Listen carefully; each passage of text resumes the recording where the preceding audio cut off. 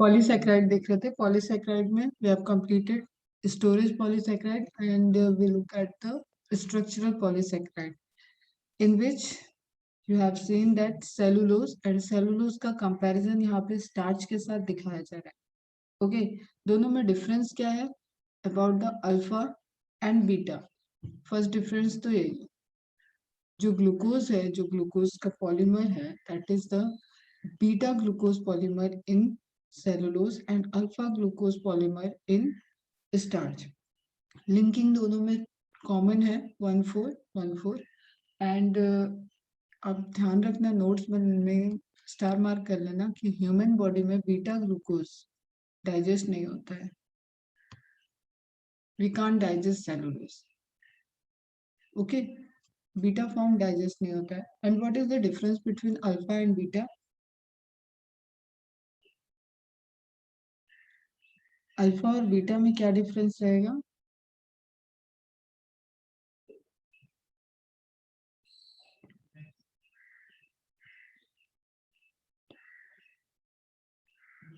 अब देखो यहाँ पे बॉन्डिंग एक जैसे शो करने के लिए तुम्हें एक रिंग में CH2H ऊपर है, एक रिंग उलट दी गई है CH2H नीचे, एक में ऊपर है एक में नीचे। ओके, ताकि एक स्ट्रक्चर बनता है 1,4 लिंकेज का। What is the difference between the alpha and beta?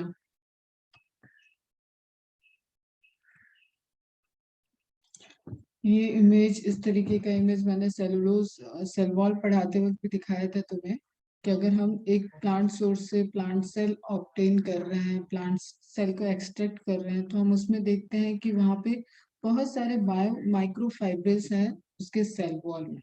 उन माइक्रोफाइबर को जब हम जूम करते हैं और उनको स्ट्रक्चर को हम पढ़ने की कोशिश करते हैं तो हम वहाँ पे देखते हैं हेमीसेलुलोज है, सेलुलोज है, जिसके दो फॉर्म होते हैं, पैराक्रिस्टलाइन एंड क्रिस्टलाइन। ठीक है, अभी आप फॉर्म में मत जाओ, बट आप इतना समझो कि हाँ सेलुलोज है और हेमीसेलुलोज है। इस तरीके के स्ट्रक्चर मिलके माइक्रोफाइब्रिल बनाते हैं। ठीक है, microfibril that are present here. Myofibril वो मसल सेल्स में होता है, वो होता है मायोफाइब्रिल। तो कंफ्यूज नहीं करना है, दोनों डिफरेंट डिफरेंट चीज है। जो एक्टिव मायोसिन वाला बताया था आपको, दैट इज द मायोफाइब्रिल, ये माइक्रोफाइब्रिल। तो हेमीसेलुलोज सेलुलोज दिख रहा है इसमें, फिर हम क्रिस्टलाइन सेलुलोज को स्टडी करने के लिए ले रहे हैं। तो मतलब सेलुलोज जो क्रिस्टल के फॉर्म में अरेंज्ड हो, ठीक है, उसको डाइजेस्ट किया तो हमें या तो ग्लूकोज मिलेगा या तो हमें उसका डाइसैकेराइड मिलेगा। और डाइसैकेराइड ऑफ सेलुलोज ही सेलोबायोस कहलाता है। क्लियर है? ऐसे नहीं, आप डायरेक्ट नहीं बोल दोगे कि दो ग्लूकोज की बीटा 1,4 लिंकिंग आपने जोड़ दी और उसको आप बोलो कि ये सेलोबायोस हो गया। नहीं, जो सेलुलोज के डाइजेशन से बना हुआ ग्लूकोज का डाइसैकेराइड होगा, दैट इज द सेलोबायोस। या सेलुलोज के फॉर्मेशन में जो 2 यूनिट ग्लूकोज की यूज होगी, that is known as the cellobiose. ये इंफॉर्मेशन पहले भी दी हुई है।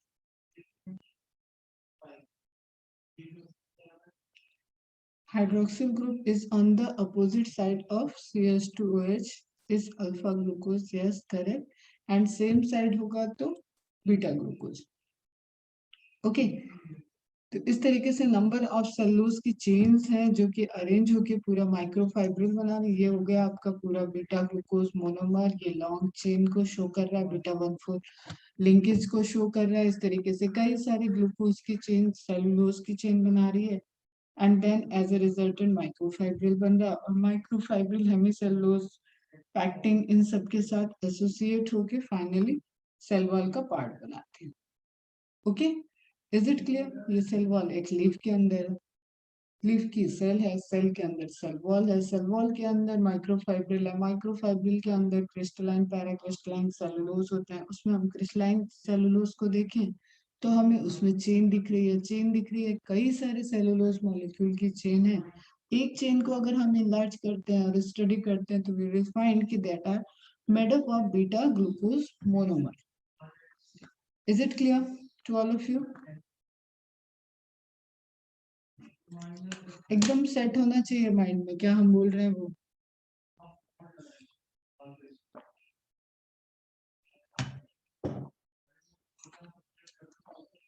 फटाफट खुद ही फ्लो चार्ट होना चाहिए। Plant tissue, plant cell, cell wall, microfibril,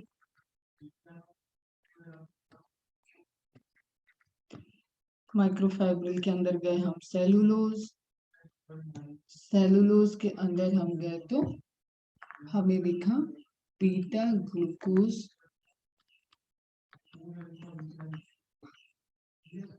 long chain. Is it clear? Arrangement समझ में आया सबको? कोई doubt? Any doubt?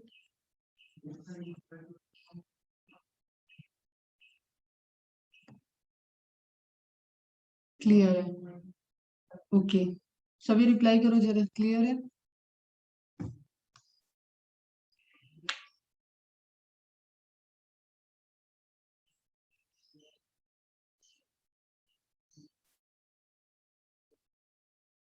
Okay good,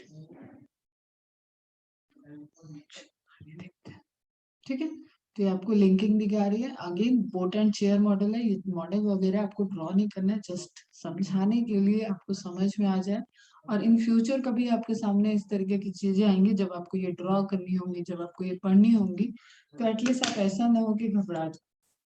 तो एक डेप्थ को टच करते हुए चलो, ठीक है। जैसे अभी एक बैच स्टार्ट हुआ है 9th एंड 10th का फाउंडेशन, ठीक है। तो उसमें मैं तुम्हारे इतना नहीं पढ़ाऊंगी, लेकिन मैं वहां पे इतनी हिंट दे दूंगी कि हाँ प्लांट डाइवर्सिटी क्या होती है, एनिमल डाइवर्सिटी क्या होती है, सेल डिवीजन के फेज क्या होता है।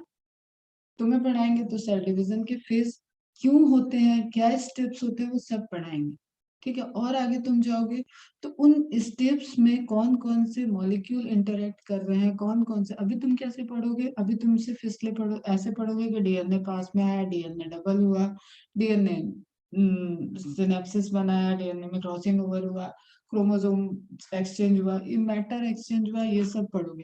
फिर हायर क्लास में आपको क्या पढ़ना होगा, which chemicals, which reactions are involved in the M phase, which reactions involved in the P phase, you know। इस तरीके से डेप्थनेस बढ़ती जाती है। तो अभी इसको ड्रॉ करने की नीड नहीं है, जस्ट आप समझो कि ये एक बोट एंड शेयर मॉडल होता है रिप्रेजेंटेशन का, जिसमें सेलुलोज आपको long chain of beta 1,4 glucose का पॉलीमर दिख रहा है।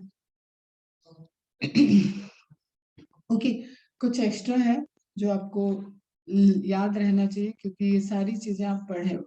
तो pectin, pectin is also an structural polymer. Pectin के केस में आपको याद रखना है, it is heteropolysaccharide composed of sugar, arabinose and galactose. अच्छा, सेलुलोज क्या हुआ, हेट्रो या होमो? सेलुलोज इज हेट्रोपॉलीसैकेराइड और होमोपॉलीसैकेराइड।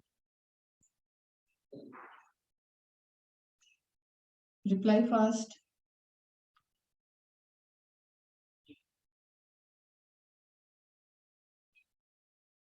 होमो, यस करेक्ट, है ना, होमो है। नाउ पैक्टिन, पैक्टिन आप बार बार बोल रहे हो, वो पैक्टिन कैसा है, वो हेट्रोपॉलीसैकेराइड है। It is composed of sugar, arabinose and galactose. दोनों ही मोनोमर है, अरेबिनोज शुगर और गैलेक्टोज शुगर का पॉलीमर है पैक्टिन। इसके भी डेरिवेटिव बनते हैं, बट आपको इतना याद रखना, arabinose and galactose. Pectin found in cell wall where it binds with cellulose fibril in bundles। Cellulose fibril cementing layer बनाने में रोल प्ले करेगा। सॉर्ट्स ऑफ पैक्टिन, पैक्टिन के डेरिवेटिव क्या है, किस केमिकल, किस इनऑर्गेनिक एलिमेंट के साथ पैक्टिन अटैच्ड होके बना रहा है, तो वो क्या हो गया, salt form of pectin. Calcium add हो गया, कैल्शियम पैक्टेट। मैग्नीशियम ऐड हो गया, मैग्नीशियम पैक्टेट। तो यहाँ पे वही एग्जांपल दिया हुआ है, calcium and magnesium pectate form middle lamella in plants. Okay बेटा, क्लियर है? हम्म,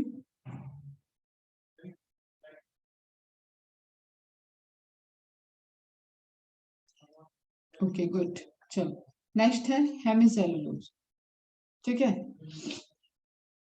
इसी के पॉलीमर को मैंने तुम्हें एक बार लिखवाया भी था कि गैलेक्टोज का पॉलीमर होगा गैलेक्टोरोनिक एसिड, डेरिवेटिव होगा गैलेक्टोरोनिक एसिड। कहाँ पे पढ़ाया हुआ है?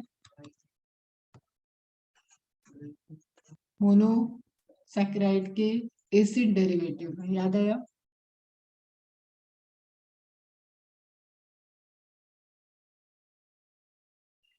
क्लियर है? चलो good. Hemicellulose it is a mixture of polysaccharide, again mixture है पॉलीसेकेराइड का, मतलब ये मोनोसेकेराइड का मिक्सचर नहीं है, ये पॉलीसेकेराइड का भी मिक्सचर है, that's why it is known as hemicellulose. कुछ सेलुलोज है, कुछ और पार्ट है, कुछ अलग अलग पार्ट इसमें सब मिले हुए हैं। तो जब आप पिगमेंट वगैरह पढ़ते हैं ना अपन, एल्गी को पिगमेंट के बेसिस पे डिफाइन करते हैं, वहां पे भी ये इंपॉर्टेंट रोल प्ले करता है। तो it is a mixture of polysaccharide, ध्यान रखना ये बात, xylan, galactan, arabinogalactans and glucomannan. Okay, it is found in the cell wall. It is the hardest known carbohydrate. This is important point.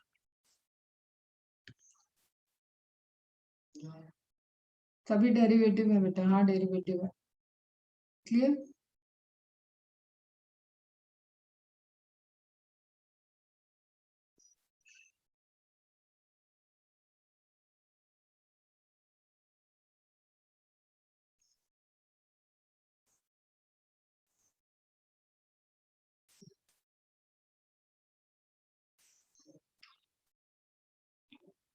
इसकी spelling correct करना बेटा, this is एराबिनो।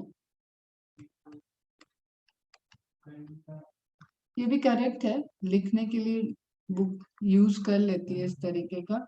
अरेबिनोग्लैक्टन होता है जिसमें अरेबिनोज एंड गैलेक्टोज प्रेजेंट रहेगा, same as जैसा अभी आपने कहा लिखा गया एक्टिव में। ओके, क्लियर है? It is found in the cell wall. It is the hardest known carbohydrate. Now come to mucopolysaccharide. Mucopolysaccharide mucilage secretion ऐसी जगह पे present होगा, वो polysaccharide क्या होगा?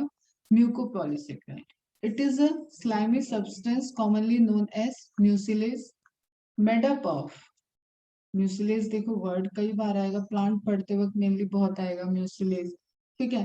फिर किसी को प्रोटेक्शन चाहिए, एक्वेटिक लाइफ में किसी को प्रोटेक्शन चाहिए, कोई जैसे सपोज कोई मेल गैमेट है, फीमेल गैमेट के पास वो मूव करके जा रहा है, पॉलन ग्रेन आप पढ़ रहे हो, उस टाइम भी आपको म्यूसिलेज वर्ड आएगा। उसको एक प्रोटेक्टिव लेयर रहेगी उसके पास कि वो जैसे पानी में डूबे डूबे वो सड़ेगा, ठीक है? तो एक प्रोटेक्टिव लेयर वहां पे रहेगी म्यूसिलेज की बनी। जैसे एक यहाँ पे मैंने एक सीड देखा था, मैं उसका नाम भूल रही हूँ, तिल जैसा होता है, चलो मैं बात करूंगी उस पे। उसको पानी में आप लोग डालते हो, जूस वगैरह में यूज किया जाता है, उसको पानी में आप डालते हो तो उसके चारों तरफ आपको एक लेयर, वो जब फूलता है तो एक लेयर एक जोन भी बना हुआ दिखता है। चिल्जा सीड, ठीक है? चिल्जा तुम लोग के साइड में कोंकण में ही मिलता है, शायद तुम लोग देखे हुए, ब्लैक ब्लैक कलर का तिल जैसा होता है, इस तरीके से छोटा छोटा, ठीक है? तो यहाँ पे देखते हैं, it is a slimy substance commonly known as mucilage, made up of galactose, mannose, uronic acid, other sugar derivatives. ये भी मिक्सचर है बेटा, clear? Example chondroitin, hyaluronic acid, husk, तीनों ही इंपॉर्टेंट एग्जाम्पल है बेटा। कॉन्ड्राइटिन जो हम लोग कार्टिलेज वगैरह पढ़ते हैं ना, बोन्स कार्टिलेज, उसको कार्टिलेज को फॉर्म करने में कॉन्ड्राइटिन रोल प्ले करता है। तो कॉन्ड्राइटिन हाइलुरोनिक एसिड कनेक्टिव टिश्यूज में प्रेजेंट होते हैं, एनिमल में आएगा ये पार्ट।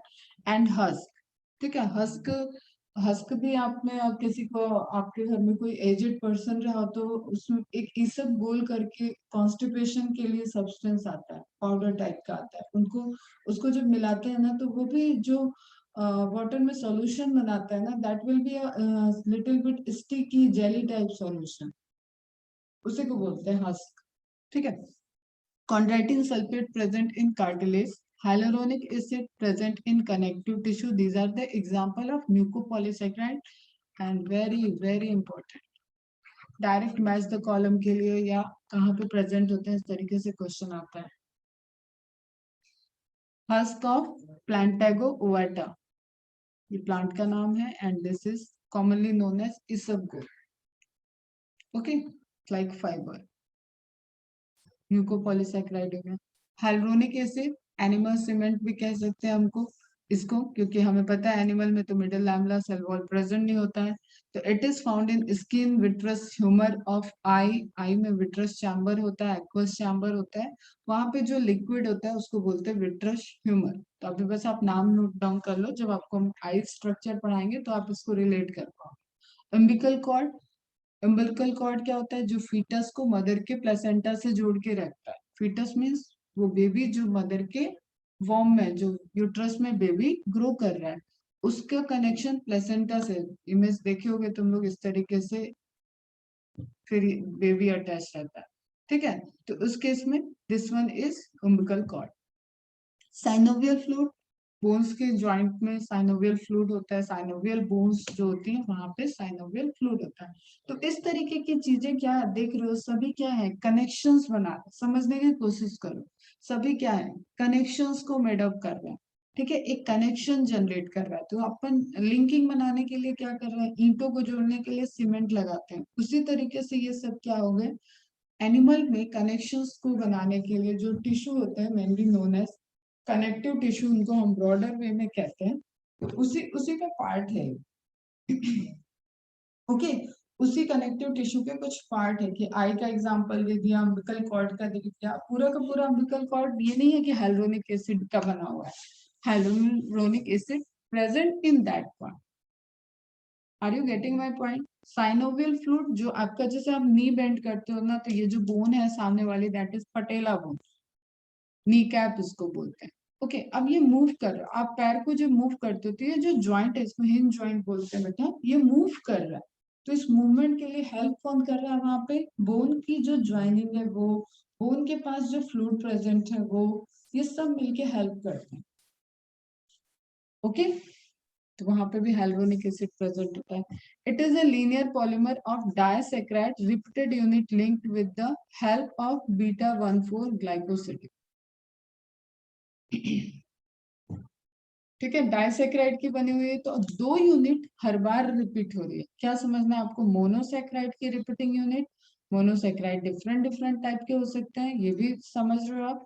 हेट्रोपॉलीसैकेराइड हो सकता है। यहाँ पे क्या कह रहा है, दो, जैसे A B, just suppose gluconic acid को हमने ए से डिनोट किया एंड एन एसिटाइल ग्लूकोसामिन को हमने बी से डिनोट किया, तो always they are like A B, then A B, then A B. तो ये एक एक यूनिट की तरह बिहेव कर। देखो, जब हम बेसिक्स पढ़ते हैं, स्टार्ट किया मैंने तो मोनोमर से स्टार्ट किया, अब हम लोग कुछ टाइप्स देख रहे हैं, कुछ डिस्ट्रीब्यूटेड अपने बॉडी में, प्लांट्स के बॉडी में हम देख रहे हैं, तो थोड़ा टफ तो होगा बेटा, स्ट्रक्चर को बस आपको समझते चलना है। ठीक है, these are beyond the NCERT. तो आपको एनसीईआरटी के बाहर निकल के थोड़े नोट्स बना के, और इनको, क्योंकि ये टर्म्स आएंगे, आप पढ़ोगे ना, ह्यूमन फिजियोलॉजी पढ़ोगे तो वहां पे कॉन्ड्रोटाइन आएगा, हाइलुरोनिक एसिड आएगा, तो यू शुड नो कि वो स्ट्रक्चर किस चीज का बना हुआ है। तो डाइसैकेराइड की रिपीटेड यूनिट है, डाइसैकेराइड क्या है, gluconic acid and N acetyl glucosamine. पता है आपको, ये कार्बोहाइड्रेट मोनोसैकेराइड डेरिवेटिव का एसिड फॉर्म है, ये अमाइनो फॉर्म है, पढ़ा हुआ है आपने, बस हमने वही जोड़ दिया। You already know what is A what is B, A और बी को जोड़ दिया, और हम बोल रहे हैं कि A B A B A B बार बार रिपीट हो रहा है। Okay, is it clear? उस रिपीटेशन से हमें क्या मिल रहा है, हाइलुरोनिक एसिड मिल रहा है। तो डायरेक्ट क्वेश्चन है, hyaluronic acid is repeated unit of monosaccharide or disaccharide? Answer should be disaccharide. If they ask the name of disaccharide, then it is glucuronic acid and N-acetyl glucosamine. और D form में होता है, ये hidden. Okay, next था chondroitin. They are found in cornea, cartilage, tendons, skin, heart, saliva. कोई word है जो इसमें नहीं जानते हो तुम लोग? यू नो टेंडन, बताया हुआ है बेसिक्स लेक्चर में, मसल्स और बोन्स के बीच में जो कनेक्शन बनाएंगे, that structure that connective tissue is tendon, and bones और बोन्स के बीच में जो कनेक्शन बनाएगा that connective tissue is ligament, वही टेंडन है। ओके, तो कॉर्निया, कॉर्निया आई वाला पोर्शन है, आई में प्रेजेंट होता है कॉर्निया। कार्टिलेज बोन से, जैसे आपके ईयर पिना, आपके नोज का फ्रंट वाला portion, that are made up of cartilage, ये बोन्स नहीं है।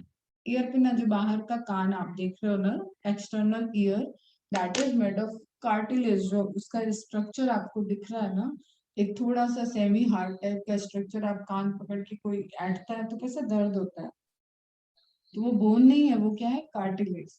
तो कहीं कार्टिलेज प्रेजेंट है, कहीं बोन प्रेजेंट है। टेंडन, स्किन, हार्ट, सलाइवा जो सैलिवरी ग्लैंड से सेक्रेट होता है, इन सभी में क्या प्रेजेंट होता है, कॉन्ड्राइटिन प्रेजेंट होता है। It is again a repeating unit of disaccharide consisting of glucuronic and sulphate ester, this is important point, of N acetyl galactosamine. ठीक है, link through beta 1,3 bond, linking बहुत जरूरी नहीं रहेगी इस लेवल पे। आपको इस लेवल पे ध्यान रखना है कि ये डाइसैकेराइड की रिपीटिंग यूनिट है, और वो डाइसैकेराइड क्या है। ओके, तो ग्लूकुरोनिक एसिड और सल्फेट एस्टर, मतलब एस्टरिफिकेशन हो रहा है, और एस्टरिफिकेशन में सल्फेट वहां पे बाइंड कर जा रहा है, किसके साथ, एन एसिटाइल गैलेक्टोसामिन के साथ। तो आप जस्ट यहाँ से पॉलीमर एक टेबल बना लोगे, आपका काम हो जाएगा। देखो कैसे बनाना है। टेबल में क्या लिखो, आप पॉलीसेकेराइड का नाम लिख लो, म्यूकोपॉलीसेकेराइड का नाम लिखो, ठीक, उसकी रिपीटिंग यूनिट लिखो। ओके, लिंकिंग लिखना है, लिख लो, बहुत इंपॉर्टेंट नहीं है इंफॉर्मेशन के लिए। अगर आप पूरी कंप्लीट टेबल बनाना चाहते हो तो you can write polysaccharide, repeating unit, linking unit, and where is present, present in. इस तरीके से आपकी एक नॉलेज बेस्ड टेबल हो जाएगी, और 1 2 3 सब आप यहाँ से लिखना स्टार्ट कर दो। Okay, last one is heparin, it is secreted by mast cell. जो आप एलर्जी फील करते हो ना, ठीक है, एक इन्फ्लेमेशन, या एक आप ऐसे समझो, चलो बताते हैं आपको, समझ में आ जाएगा। आपको कट लगा, जस्ट सपोज सभी ने चोट तो खाई होगी कभी ना कभी, चोट लगी है सबको, खून बहा है, तुम लोगों ने खून बहाया है। hyaluronic acid is only present in animals, mainly present in animals.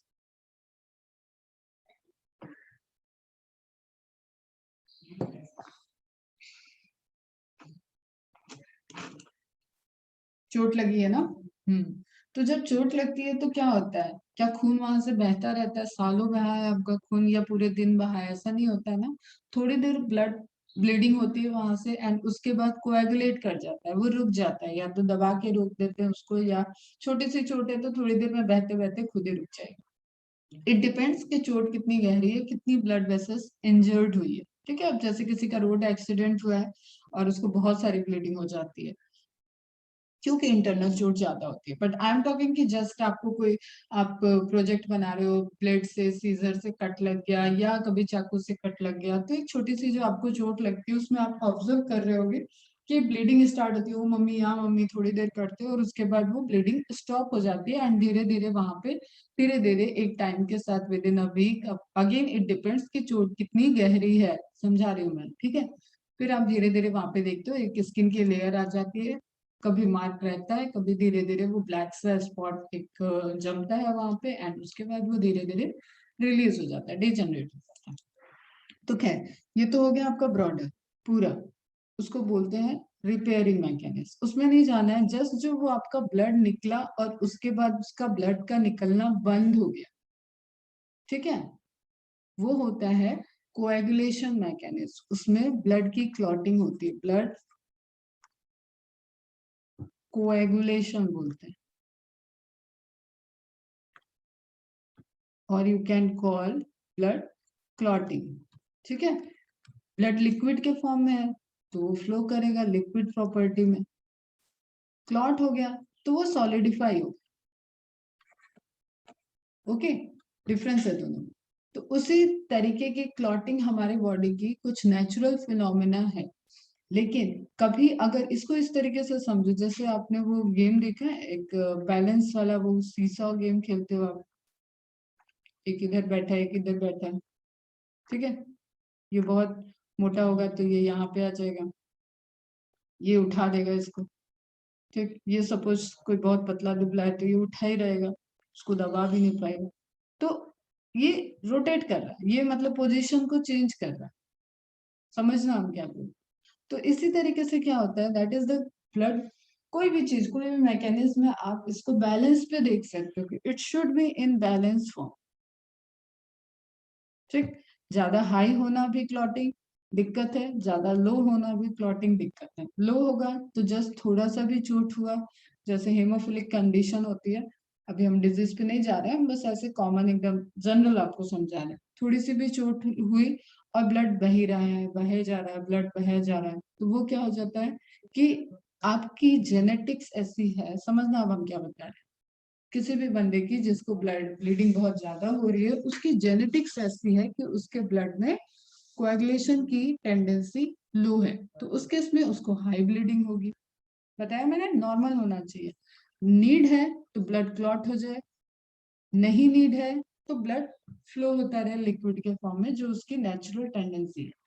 But क्या होता है कि किसी किसी में क्लॉटिंग की क्षमता ज्यादा होती है, किसी किसी का ब्लड क्लॉट ज्यादा करता है, तो जब हम लोग रेगुलर हमारी आर्टरीज में वेन्स में ब्लड फ्लो कर रहा होता है, तो वो ब्लड का एक स्पीड होता है और वो इस वॉल पे एक प्रेशर लगा रहा होता है।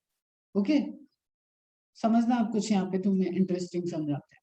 तो प्रेशर लगा रहा है, तो जैसे कोई चीज रगड़ती है ना, फ्रिक्शन करती है तो डैमेज होती है, तो सपोज यहाँ पे डैमेज हो गया। अब नेचुरल फिनोमिना क्या है कि जैसे वो बाहर की तरफ कट लगा तो ब्लीडिंग को स्टॉप कर दो और उस पर एक टिश्यू बना दो, उसी तरीके से नेचुरल फिनोमिना इंटरनल कट हो गया है ये, और यहाँ पे पूरा कोएगुलेशन करके क्लॉट बन गया। तो अब देखो, ये क्लॉट ने क्या किया, इस वेसल के डायमीटर को कम कर दिया। कहोगे मैम कहाँ चली गई, सुनो, बस सुनो, पहले ये डायमीटर था, अब ये डायमीटर रह गया, ठीक। तो इस केस में बंदे को प्रॉब्लम होती है, ब्लड फ्लो में प्रॉब्लम होती है। और फिर अगर ये सपोज इसका छोटा सा पोर्शन टूट गया, ठीक है, ये क्लॉट का छोटा सा पोर्शन टूट गया, तो हर जगह आर्टरीज और वेसल्स की साइज सेम नहीं है, देयर आर फाइन कैपिलरीज, ये क्लॉट इस पे फिट हो गया आगे, इसके लिए तो ये साइड में था, लेकिन यहाँ आगे बहते बहते ये आगे फिट हो गया, ठीक। तो ये अब कहाँ जाके ब्लॉक किया, क्या किया, उससे बंदे को प्रॉब्लम होती है। तो सिंपल हम बताना ये चाह रहे हैं कि coagulation and anti coagulation, this is the phenomena related to blood, both are required in natural condition. दोनों में से कोई भी डिजीज नहीं है, क्लॉटिंग करना और क्लॉटिंग को डिसॉल्व करना, that all are the natural process. But जब किसी में क्लॉट ज्यादा बनता है और इन सब चीजों को डिजीज के फॉर्म में होता है, तो उनको एंटी कोएगुलेंट जो बॉडी में भी बनता है उसके डोजेस देने पड़ते हैं, ठीक है, ताकि उनकी ब्लड की थिकनिंग बनी रहे, एक थिकनिंग बहुत ज्यादा हायर ना बन जाए, उसमें क्लॉट ना बन जाए, तो वही एक एंटी कोएगुलेंट होता है हेपेरिन। आई बात समझ में, कहाँ से घूम के आए, ठीक है, समझ में आई। It is secreted by mast cell.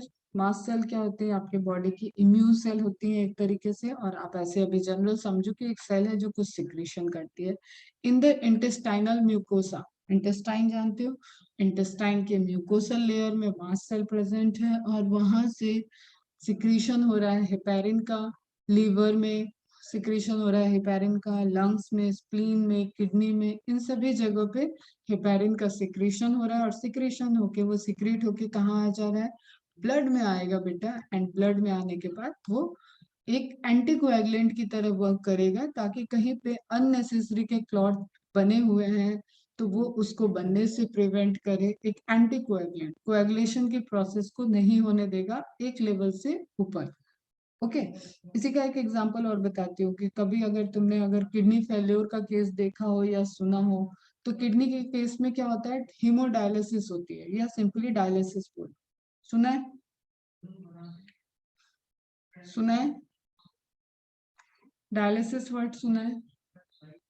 तो उसमें क्या होगा, बॉडी से बाहर ब्लड निकलेगा, ब्लड को प्योरीफाई किया जाएगा एंड ब्लड को फिर वापस से री एंटर कर दिया जाएगा बॉडी में। तो अब सुनो, जब बॉडी बॉडी हो गई ए और बॉडी फिर से हो गई बी, और यहाँ पे सी को हम मान लेते हैं कि ये डायलाइजिंग यूनिट है जिसमें बॉडी प्योर हो गई। तो ए वाला ब्लड निकला, इसके अंदर इम्प्योर था ये। अभी हम बहुत आपको किडनी नहीं पढ़ा रहे इसलिए सिंपली लिखा कि इम्प्योर है, कुछ फिल्टर होना है। वो फिल्टर होने के लिए बाहर गया था। अब वो बाहर आती है, जैसे आपका ब्लड बाहर आ रहा है तो वो क्या हुआ, ब्लीडिंग के बाद वहां पे क्लॉटिंग हो गई, ब्लड का बहना रुक गया। तो इस केस में क्या होगा, ये क्लॉट हो सकता है। ठीक है, तो यहाँ पे ऐड किया जाता है heparin, that is anticoagulant. Add कर दिया तो अब ये ब्लड बाहर गया है सिर्फ लिक्विड के फॉर्म में, वो विदाउट क्लॉटिंग फॉर्मेशन वो प्योरीफाई होगा and then again enters to body. ठीक है, और ये प्योर ब्लड हो गया, फिर से बॉडी में ब्लड आ गया। तो इस टाइम क्या करेंगे,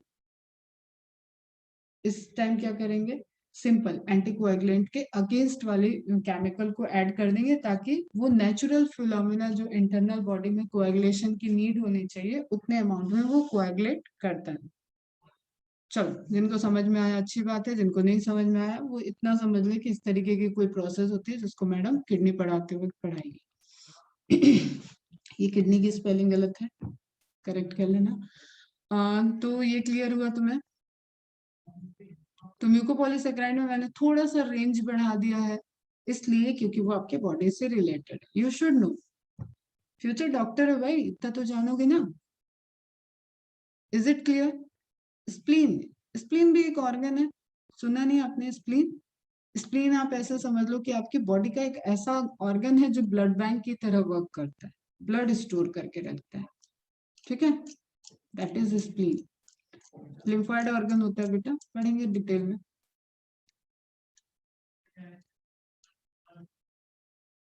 ओके, क्लियर है? जब आपने एक इमेज देखा होगा इस तरीके से, एक लार्ज इंटेस्टाइन पढ़ते वक्त आप ऐसी इमेज बनाते हो। ठीक है, ये ऐसे बना लो और ये वाला आपका ऐसे आके एनएस का बनाते हो, ऐसा इमेज बनाते हो, देखा है? डाइजेस्टिव सिस्टम में नीचे की तरफ, फिर ये स्मॉल इंटेस्टाइन, फिर ये स्मॉल इंटेस्टाइन से स्टमक, ऐसा इमेज देखा है? फिर एसोफेगस, बक्कल कैविटी, मुंह, ऐसा इमेज बनाया था। ठीक है, तो इस इमेज में ये वाला जो फोल्ड है ना, अब पूछा है तो सुनो फिर भुगतो। ये वाला जो फोल्ड है ना, ये क्यों इस तरीके से आके फोल्ड हो रहा है, क्योंकि यहाँ पे स्प्लीन प्रेजेंट है। यहाँ पे क्यों फोल्ड है, यहाँ पे भी लिवर प्रेजेंट है। तो ऑर्गन की वजह से ये स्ट्रक्चर ये फिट करना है, उसको बॉडी में फिट करना है। तो ये सब टर्न्स मूव ये पढ़ोगे आप लोग ह्यूमन फिजियोलॉजी में। ओके, तो यहाँ पे होता है कंप्लीट। एक समराइज फॉर्म में फिर से देख लो, फंक्शन ऑफ कार्बोहाइड्रेट दिया हुआ है। They are the primary source of energy. सबसे पहले बायोमोलिक्यूल के इंट्रोडक्शन में बताया था कि अगर इंस्टेंट एनर्जी चाहिए तो कौन सा बायोमोलिक्यूल लेना पड़ेगा आपको, carbohydrate. Normally body obtain 58 to 65% of its required energy from the carbohydrate. Ribose and deoxyribose are used in the formation of RNA, DNA, ATP, NAD, FAD। सब पढ़ा है आपने, ठीक है? Starch in plants and glycogen in animals are the stored form of food. Cellulose is used in the formation of cell wall. Chitin forms exoskeleton or in arthropods and few fungal cell wall. Chitinous exoskeleton बोलते हैं इसको, जहाँ पे chitin present होते हैं। Clear? Heparin in human blood, अभी कहानी खत्म हुई। मॉस्किटिन एंड हिरुडिन, हिरुडिनेरिया, ये हिरुडिन आपका आयुर्वेदा में यूज होता है फॉर द ट्रीटमेंट। तो ये सब ऐसे कुछ सब्सटेंस हैं जो देखो act as anticoagulant. Okay, Hirudinaria animal है। Chondroitin sulfate is a component of cartilage, tendon, bones, heart walls। Valve और वॉल तो डिफरेंट थिंग होती है। वॉल्स वो हैं जो कि कनेक्शन एक डोर की तरह बिहेव करेंगी, वो होंगी वॉल्व। एंड वॉल वो होता है जो कि बाउंड्री की तरह, दीवार की तरह बिहेव करेगा तो वॉल हो गया, और उस पर डोर लगा हुआ है दैट इज वॉल। ओके, अब ये स्ट्रक्चर आपको बनाने नहीं है, जस्ट आप पढ़ रहे हो तो आप देखो कि इस तरीके के वेरिएशंस प्रेजेंट है। ठीक, हाइलोरोनेट क्यों हो गया, ये सब चीजें याद रखो। आयनिक फॉर्म है, COH रहता तो हाइलोरोनिक एसिड हो जाएगा, COO माइनस है तो हाइलोरोनेट हो जाएगा। Hemicellulose is a mixture of polysaccharide, ये याद रखना है, पहले भी पॉइंट आ गया था, अभी रिमेंबर के लिए आपको नोट डाउन करके रखना है। Cellulose, mannose, galactose, arabinose, that are the constituents of hemicellulose. ठीक है, पढ़ी हुई चीजें समराइज किया हुआ इंपॉर्टेंट पॉइंट। ठीक है, the enzyme cellulose, cellulase, ase is the suffix, enzyme के लिए सफिक्स यूज करते हैं, और प्रीफिक्स जो है उस वही टारगेट, उसको वो उसका टारगेटेड मॉलिक्यूल होता है। जैसे सेलुलेज तो सेलुलोज को टारगेट करेगा, लाइपेज लिपिड को टारगेट करेगा, प्रोटीनेज प्रोटीन को टारगेट करेगा, डीएनएज डीएनए को टारगेट करेगा, न्यूक्लियस न्यूक्लिक एसिड को टारगेट करेगा। ठीक है, तो रेंज ऑफ एंजाइम्स आएगा, पढ़ना अभी लास्ट में आपको एंजाइम आए, आज नहीं, मतलब बायोमोलिक्यूल के लास्ट में। The enzyme cellulose can digest cellulose, it is present only in microbes, important point है। It acts upon cellulose and convert it into cellobiose, again important point है, this is the disaccharide. Cellobiose is formed by partial degradation of cellulose. At least 3 या 4 बार ये topic हो चुका है, तो important point है, MCQs में आते हैं, गलत नहीं होना चाहिए। ओके, सेलोबायोस का स्ट्रक्चर दिख रहा है आपको, 2 यूनिट है, स्ट्रक्चर नहीं बनाना है, बस आपको ध्यान में रखना कि सेलुलोज डाइजेस्ट होता है, तो disaccharide of cellulose is known as cellobiose. Now come to NCERT.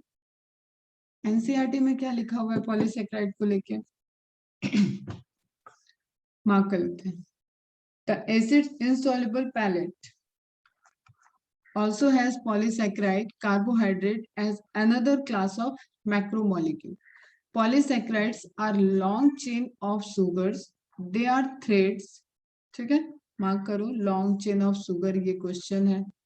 अब देखो इतना डिटेल पढ़ लिया कि ये सब चीज आपको एकदम समझ में आए। एसिड इनसॉल्युबल पैलेट मतलब थोड़ा सा सॉलिड टाइप का स्ट्रक्चर, सेमी सॉलिड सॉलिड जैसा। They are threads, literally a cotton thread containing different monosaccharides as a building block. For example, cellulose, mark karo, is a polymeric polysaccharide consisting of only one type of monosaccharide, that is glucose. तो example दे दिया इसने homopolymer का, cellulose is a homopolymer. NCERT open है सबकी,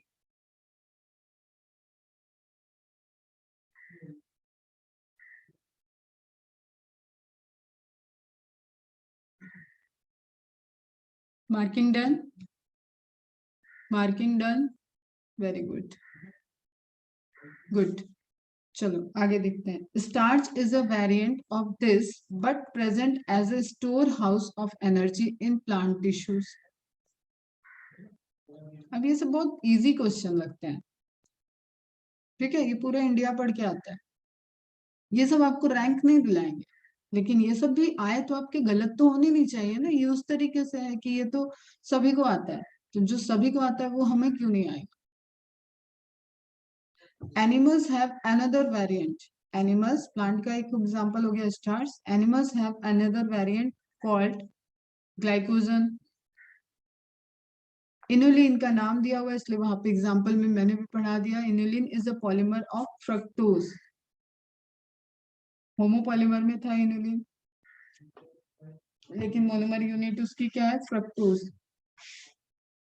ketose carbohydrate इन अ polysaccharide chain से glycogen, से glycogen means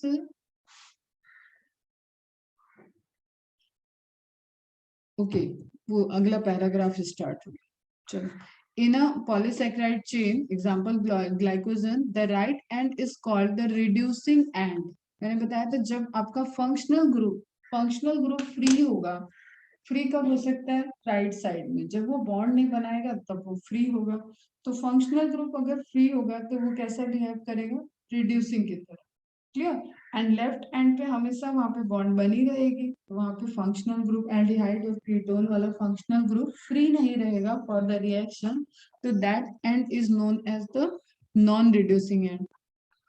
तो जैसे आपने अमाइनो एसिड के केस में देखा N terminal, C terminal, DNA के भी एक हिंट दे दी मैंने, 5 प्राइम 3 प्राइम, उसी तरीके से पॉलीसैकेराइड बन रहा होगा तो भी उसका लेफ्ट और राइट एंड होगा।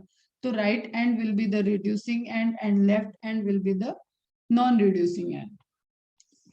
It has branches, again para change होगा यहाँ से, it has branches as shown in the form of a cartoon image दिया हुआ है, और मैंने तो आपको पूरे फॉर्म पूरे रिंग के साथ आप स्ट्रक्चर देख चुके हो, तो ये कार्टून इमेज पहचानने में तो कोई गलती नहीं होनी चाहिए। Starch form helical secondary structure.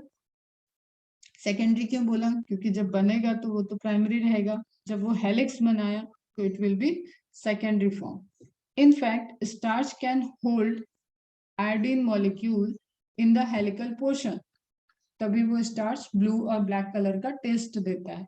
The starch iodine complex बन गया, जब आपने उसको आयोडीन सॉल्यूशन से ट्रीट किया तो स्टार्च का जो हेलिकल स्ट्रक्चर था उसने आयोडीन को बाइंड कर लिया, और उसी बाइंडिंग की वजह से जो कलर वहां पे रिजल्टेंट आया that is the blue colour, that is the identification test of presence of starch. Cellulose does not contain complex helices and hence cannot hold iodine. दोनों ही पॉइंट कवर हुआ है आपका। अब ये हो गया आपका कार्टून इमेज। ओके, समझ में आ रहा है? ये क्या शो कर रहा होगा? ये लीनियर चेन को शो कर रहा है, लीनियर चेन चल रही है, और ये क्या हो गया? ये ब्रांच हो गया। This one is branch, branch के ऊपर फिर ब्रांच, फिर ब्रांच के ऊपर ब्रांच। तो एक आपको ब्रांचिंग स्ट्रक्चर दिख रहा है, एक आपको लीनियर स्ट्रक्चर दिख रहा है। लीनियर स्ट्रक्चर 1,4 लिंकेज शो करता है, ब्रांचिंग जहां पे होगी वहां पे 1,6 बनेगा। ये छोटी छोटी बातें आपको ऑलरेडी कवर है, आप ध्यान से देखो, ध्यान से ये सारे क्वेश्चंस कवर होने चाहिए। और जब आप डिटेल पढ़ लेते हो तो एनसीईआरटी शुड बी लाइक बहुत, मतलब क्या है ना कि आपने जूस बना दिया, उस पोर्शन का आप ऑलरेडी जूस पी के आए हो, तो अब ये चीजें तो आपको इजी लगेगी। हो गया? इमेज देखो ध्यान से, इमेज में गलती नहीं होनी चाहिए। ब्रांच चेन दिखेगा तो ब्रांच आपको समझना है कि ये ब्रांच स्ट्रक्चर है, and this one is linear structure, glycogen का दिया हुआ। Plant cell wall are made of glucose, yes correct है। Paper made from plant pulp and cotton fibre is cellulosic, cellulose उसमें प्रेजेंट है तो पेपर क्या हो जाएगा? सेलुलोजिक है। फाइबर क्या हो जाएंगे? सेलुलोजिक फाइबर है। There are more complex polysaccharide in nature, जो आपने पूरा कवर कर लिया, मतलब आपके लेवल तक काफी ज्यादा आपने कवर कर लिया, ठीक है। They have as building blocks amino sugar, ठीक है, ग्लूक्रोनी, जब एन एसिटाइल ग्लूकोसामीन आपने देखा तो दैट इज अमाइनो शुगर, ठीक है। And chemically modified sugar, glucuronic acid का बताया, गैलेक्ट्रॉनिक एसिड का बनाया, आपको एराबिनोज आया, सब आपने देखा अलग अलग एग्जाम्पल में। हाइड्रोनिक एसिड में देखा, कॉन्ड्राइटिन में देखा, पैक्टिव में देखा, तो उसी की रेंज की यहाँ पे बात कर रहा है, तभी हम लोग वहां पे डिटेल में गए थे। मैंने बताया ना, कहीं कहीं पे एनसीईआरटी एक सिलेबस की तरह होती है। ये जो लिख दिया ना कि there are more complex polysaccharide, तो एक रेंज जो आपके लेवल पे आपको कहीं ना कहीं पढ़ना है, जैसे कार्टिलेज आपको पढ़ना है, म्यूकोसा लेयर आपको पढ़नी है, तो उसके पॉइंट ऑफ व्यू से आपको थोड़ा सा यहाँ डेप्थ में ले गए थे। बट आपका मार्क होना चाहिए NCERT. Okay, glucosamine and N acetyl glucosamine का, गैलेक्टोसामीन का यहाँ पे एग्जांपल दिया हुआ है। Exoskeleton of arthropod, for example have a complex polysaccharide called chitin, ठीक है। काइटिन किसका बना होता है? काइटिन, काइटिन किसका बना होता है? बताओ बताओ, बताया हुआ है मैंने, chitin is made up of,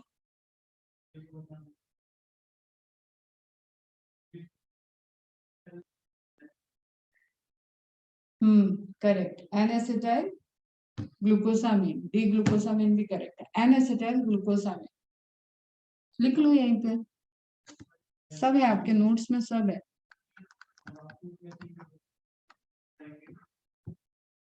N acetyl D glucosamine,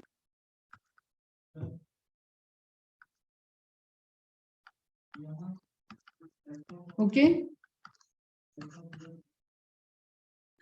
These complex polysaccharides are mostly homopolymers, mostly homopolymer होते हैं, लेकिन फिर भी आपने देखा कि कई सारे रेंज क्या थे, हेट्रोपॉलीमर के भी रेंज थे। अब आपके स्क्रीन पे एक साइंटिस्ट दिख रहे हैं, आई थिंक आपको सेल चैप्टर जहां स्टार्ट हुए हैं एनसीईआरटी में, उसके फ्रंट पेज पे जाओ, सेल के पहले, तो आपको ये साइंटिस्ट की डिटेल वहां मिलेगी।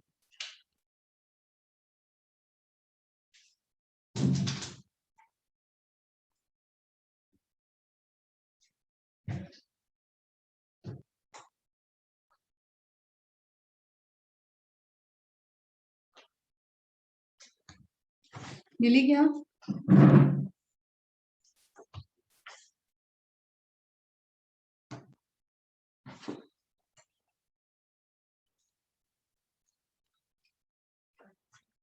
जहाँ पे यूनिट 3 मीन्स पेज नंबर 123 पे आप देखो, 123 124 पे, 124 पे मिलेगा, ठीक है।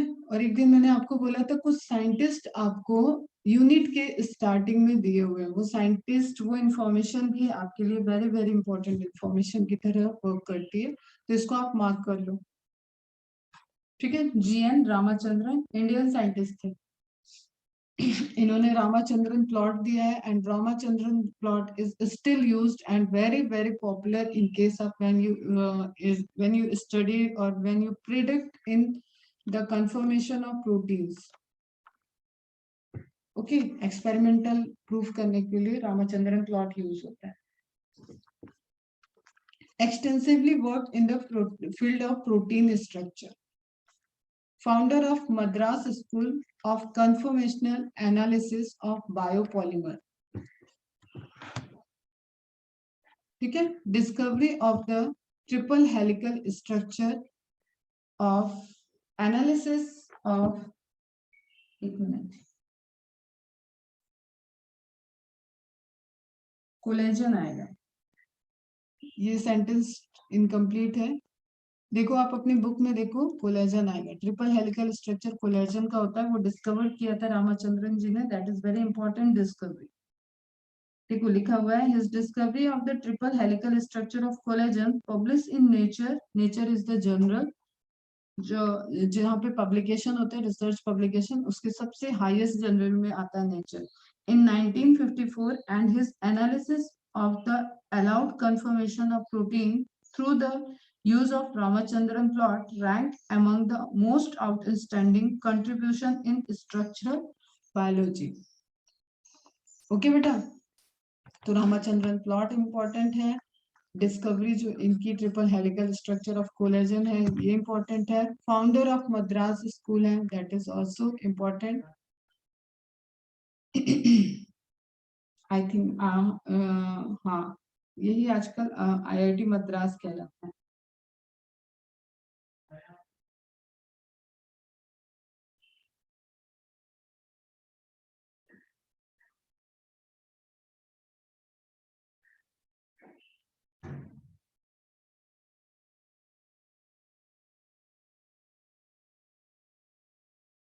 ओके, तो रामाचंद्रन प्लॉट याद रखना, outstanding contribution in structural biology, ठीक है, स्ट्रक्चरल पार्ट को देखा है। PhD from Cambridge University. At Cambridge, Ramachandran met Linus Pauling, one of the another great scientist. ठीक है, इसके बाद आई थिंक पूरी इंफॉर्मेशन यहाँ नहीं है क्या, चलो आप पैराग्राफ देखो बुक में, उनके बर्थ की इंफॉर्मेशन दी हुई है, that is not very very important, but आप मार्क कर लोगे। इमेज के नीचे भी आप देखो ईयर मेंशन है 1922, वो ईयर रहना चाहिए आपको ध्यान। In a small town not far from the Cochin on the southwestern coast of India, his father was a professor of mathematics at a local college and thus had considerable influence in shaping Ramachandran's interest in mathematics. After completing his school year, Ramachandran graduated in 1942 as the top-ranking student in the BSc Honours Physics course of the University of Madras. He received a PhD from the Cambridge University in 1949. While at Cambridge, Ramachandran met Linus Pauling and was deeply influenced. यहाँ से important है, ये वाली line भी होनी चाहिए आपको. Influenced by his publication on model of alpha helix and beta sheet structure that directed his attention to solving the structure of collagen. That's why वो triple helical structure of collagen दे पाए. He passed away at the age of 78 on April 7, 2001. जब ये इनकी death हुई थी तो अच्छा खासा न्यूज आया था, न्यूज चला भी था. उस वक्त मैं 12th में थी और मतलब बड़े साइंटिस्ट थे इंडिया के. तो ये इंफॉर्मेशन आपको मिलेगी यूनिट के स्टार्टिंग में. उस इंफॉर्मेशन को आप कवर कर लेना क्योंकि इन्होंने प्रोटीन की स्टडी की थी, प्रोटीन के स्ट्रक्चरल मॉडल को दिया है, रामाचंद्रन प्लॉट को दिया है. तो आपको एक हिंट मिल गया होगा कि now I am going to start polymer which is known as protein. Okay, clear है? तो अब एनसीईआरटी कर दो बंद, जब बोलेंगे तब फिर से रीओपन करना. द टर्म प्रोटीन, प्रो मतलब सबसे पहले, ठीक है, सबसे ज्यादा important for the growth, for the development, सबसे ज्यादा सेल के अंदर साइटोप्लाज्म बनाने के लिए इंपॉर्टेंट. वाटर के बाद सबसे most abundant present, that is protein. Structurally, enzymatically, मतलब फंक्शनली आप समझ लो, स्ट्रक्चरली समझ लो, मल्टीपल फॉर्म्स. तो आप उसी वैरायटी वाले बायोमोलिक्यूल्स को देखने जा रहे हो, मैक्रो बायोमोलिक्यूल को देखने जा रहे हो, दैट इज प्रोटीन. तो the term protein means to occupy first rank, जिसको पहला रैंक लेने की आदत है उसको आप प्रोटीन कह सकते हो. Protein term first time suggested by Berzelius, first time used by Mulder, GJ Mulder. Most abundant and variable macromolecule, most abundant and variable, समझना सबसे ज्यादा भी है और सबसे ज्यादा वेरिएबल फॉर्म को भी शो करता है, वैराइटीज भी है. Macromolecules of the cell constitute 50% of dry weight. अगर आपने टिश्यू को लिया और ड्राई किया, जैसे आप एश एनालिसिस का देख रहे थे, तो ड्राई करने के बाद आपको जो ड्राई वेट उसका मिल रहा है, उसका 50% सिर्फ उसके अंदर क्या प्रेजेंट रहेगा, प्रोटीन प्रेजेंट रहेगा.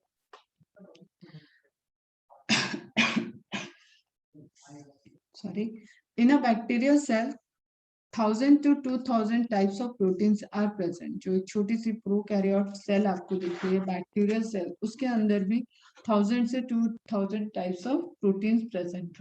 Even you can talk about the virus. Virus को भी आप देख लो तो viruses are not living organisms.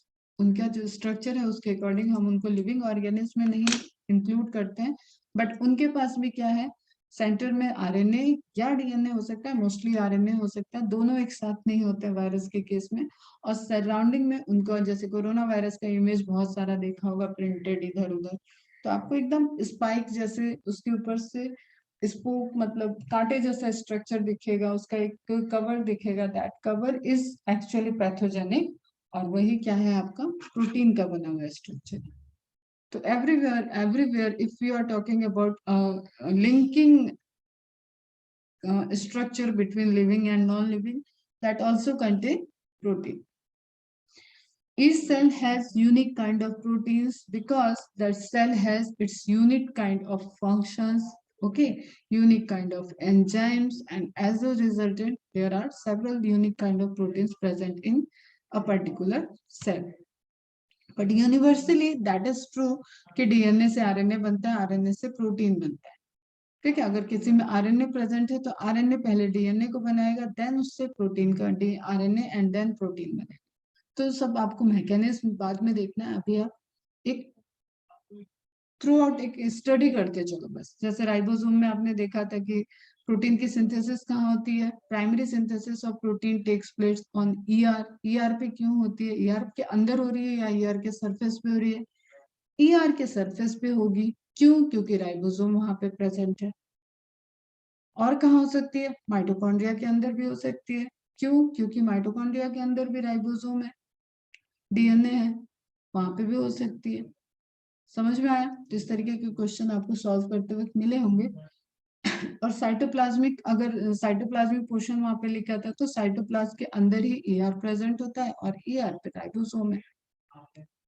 Cytoplasm में फ्री राइबोसोम कभी सिंथेसिस नहीं कर सकता है। एक सिंगल यूनिट राइबोसोम की दोनों यूनिट मिलेगी तभी जाके प्रोटीन चेन की सिंथेसिस हो सकती है, and that is a simple protein. Functional protein कहाँ बनता है? गोल्जी एपरेटस में। याद आ रहा है कुछ? वहां पे प्रोटीन का मॉडिफिकेशन होगा, प्रोटीन का मैचुरेशन होगा एंड पैकेजिंग होगी। Is it clear? तो एक आपको इमेज दिख रही है, न्यूक्लियस के अंदर से ऑर्डर आएगा। ऑर्डर कौन देता है? बॉस देता है। बॉस ऑर्डर दिया कि इस पर्टिकुलर पोर्शन से आपको प्रोटीन की सिंथेसिस करानी, ये वाला प्रोटीन चाहिए। क्लियर? इंफॉर्मेशन जहां होती है डीएनए में, that part of DNA is known as gene. Gene, okay, जिसके पास इंफॉर्मेशन, बाकी सब जंक डीएनए होता है।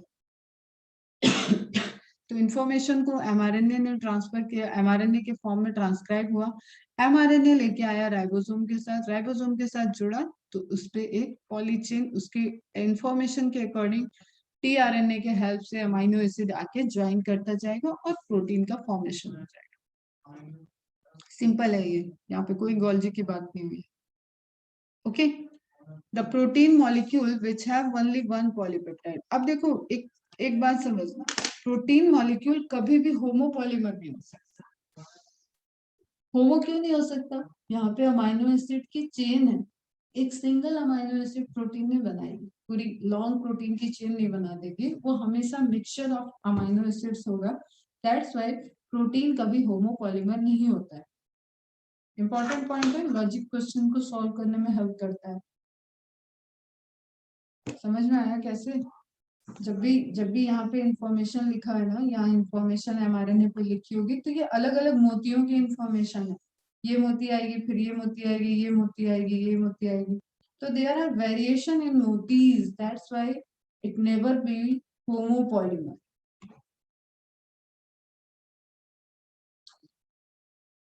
Is it clear? तो protein molecule which have only one polypeptide chain. तो अब मोनोमेरिक प्रोटीन कौन सा होगा? जिसके पास मोनोमर ऑफ अमाइनो एसिड हो, वो होगा क्या? नहीं, जिसके पास सिंगल पॉलीपेप्टाइड की चेन होगी। यहाँ पे थोड़ा लेवल आपको पढ़ाना है। यहाँ पे आप क्या बोल रहे हो? प्रोटीन, आप ऐसे समझो कि प्रोटीन बनाने के लिए आपको कई सारी मोतियों की माला को ज्वाइंट करना पड़ रहा है। ठीक है, तो अगर एक ही मोती की माला से प्रोटीन बन गया तो दैट इज मोनोमेरिक। समझ में आई बात? That is not amino acid. Note कर लेना, स्टार मार्क लगा के लिख लेना। मोनोमेरिक प्रोटीन मतलब ऑलरेडी वो पॉलीपेप्टाइड की एक चेन होगी। If protein contains more than one polypeptide chain then it is known as oligomeric protein. The proteins have four level of organization: primary, secondary, tertiary and quaternary. ठीक, simple.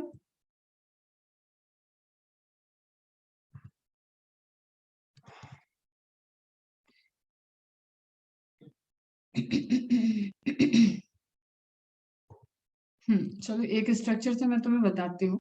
ठीक है, simple आपको ये समझना है कि एक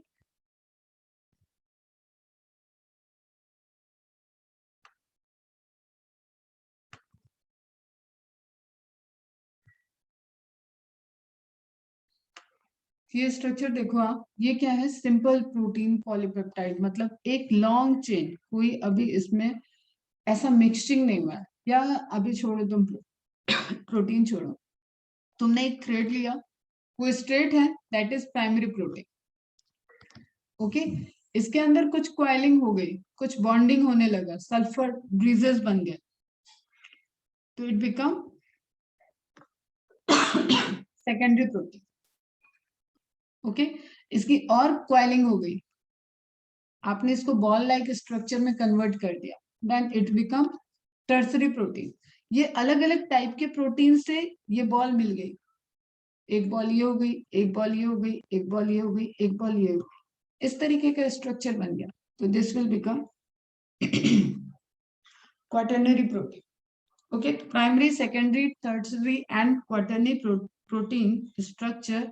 आपको सिंपल ये समझना है कि आपने एक थ्रेड लिया, एक रिबन लिया है, उस रिबन को आप फोल्ड करना स्टार्ट कर रहे हो, तो उस फोल्डिंग में for their arrangement, for their functional activity, primary structure functional नहीं होते, सेकेंडरी कुछ केसेस में स्ट्रक्चरल होते हैं, फंक्शनल नहीं होते, tertiary and quaternary are the main functional proteins level. तो इस लेवल तक जाने के लिए प्रोटीन के जो साइड चेन में आपने आर ग्रुप पढ़ा था अमाइनो एसिड में, आर ग्रुप जो वेरिएबल था, उसके वेरिएशन से ही फंक्शनल एक्टिविटी आती है। ओके, समझ में आ रही बात? प्रोटीन बने अमाइनो एसिड के, तो अमाइनो एसिड में वेरिएशन कहाँ था? आर, आर साइड चेन जो अल्काइल ग्रुप था, आर ग्रुप था, उससे ही वेरिएशन था, बाकी तो कॉमन था ना बेटा। इधर आप COH लगा लो, इधर आप NH2 लगा लो, इधर आप H लगा लो, इधर आप R लगा लो, तो दैट R इज वेरिएबल। तो पूरे प्रोटीन के स्ट्रक्चर में ये फोल्डिंग और R ये इंपॉर्टेंट रोल प्ले करेगा, और इसके रिजल्टेंट ही उसका फंक्शनल स्ट्रक्चर वो अचीव करेगा। इतनी बात समझ में आई? समझ में आ रहा है? तो देखो ये क्या हुआ, प्राइमरी स्ट्रक्चर हुआ, एक सिंपल अमाइनो एसिड के सीक्वेंस चल रहा है, जैसे वैलिन, ग्लाइसिन, सेरीन, ल्यूसीन, यहाँ पे लिखा हुआ है, क्या लिखा है उस पर आपको नहीं जाना है। आपको क्या समझना है कि एक रिबन है, ये रिबन अभी फोल्ड कर सकता है, फोल्ड हुआ नहीं, फिर क्या किया इसने, इसने आपस में बॉन्डिंग बनाई, कहीं सल्फाइड बॉन्ड बन रहा है, कहीं हाइड्रोजन बॉन्ड बन रहा है, उस तरीके से बॉन्डिंग बनाई, तो ये क्वाइल कर गया। अगर ऐसा क्वाइल करता है तो इसको बोलते हैं अल्फा हेलिक्स। कल पढ़ेंगे डिटेल में, आज बस समरी दे रही हूँ, ठीक है। और कहीं अगर इस तरीके से प्लेट जैसा फोल्ड किया, ठीक है, तो इसको बोलते हैं बीटा प्लीटेड शीट। ऐसे ऐसे ऐसे फोल्ड किया तो प्लीटेड हो गया, ऐसे हो गया तो हेलिकल हो गया। क्लियर? फिर टर्सरी स्ट्रक्चर में आप देखो, यहाँ पे अल्फा भी है, यहाँ पे बीटा भी है, तो एक कॉम्बिनेशन बन रहा है। एंड क्वाटर्नरी स्ट्रक्चर में पूरा डोमेन्स बन जाता है। तो फोल्डिंग है यहाँ, different level of foldings and different types of amino acid, जो कि ऑलरेडी आ चुके थे प्राइमरी स्ट्रक्चर के टाइम ही, अमाइनो एसिड आ गए, लेकिन वो अपने साइड चेन से बाइंड कर रहे हैं, रिएक्ट कर रहे हैं, जो खुद में ग्रुप प्रेजेंट है उनसे उनका बॉन्डिंग होता जा रहा है, और वो क्वाइल होते जा रहे हैं। आई बात समझ में? तो कल हम लोग देखेंगे प्रोटीन को डिटेल में। आज आप अमाइनो एसिड को रिवाइज कर लोगे, अमाइनो एसिड रिवाइज कर लोगे जो आपको कवर कराया हुआ है, माइक्रोमोलिक्यूल। ओके बेटा, चलो, और कार्बोहाइड्रेट कंप्लीट कर लो। कार्बोहाइड्रेट से कार्बोहाइड्रेट पैकअप हो गया, तो अब आप एक्सरसाइज 1, 2, 3 फोकस करो, और उसमें कार्बोहाइड्रेट से रिलेटेड क्वेश्चंस को देखो, एग्जांपल्स को देखो, और उनको सॉल्व करो। क्लियर है? चलो bye bye, good day, bye बच्चे, बाय।